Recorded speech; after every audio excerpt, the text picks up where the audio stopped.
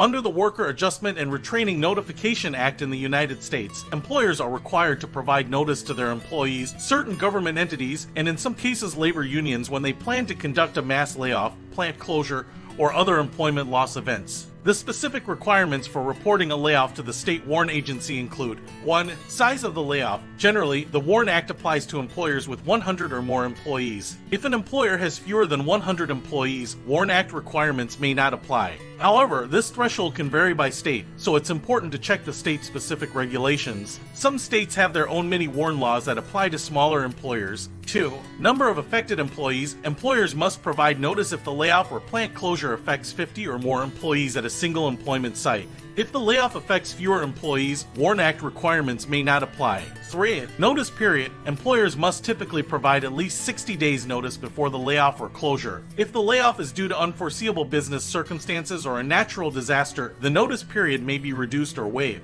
but the employer still must provide as much notice as practicable. 4. Notice recipients. Employers must provide notice to affected employees, their representative, the state's dislocated worker unit, and the local chief elected official where the employment loss is occurring. 5. State WARN requirements. Some states have their own WARN acts that may have additional requirements or variations from the federal WARN Act. Employers need to be aware of and comply with both federal and state regulations. The exact requirements and definitions may vary by state, so it's important for employers to consult both federal and state-specific regulations to determine their responsibilities regarding reporting layoffs under the WARN Act. To ensure compliance, it's a good practice to consult with legal counsel or the state labor department or agency responsible for administering the WARN Act in the specific state where the layoffs are taking place.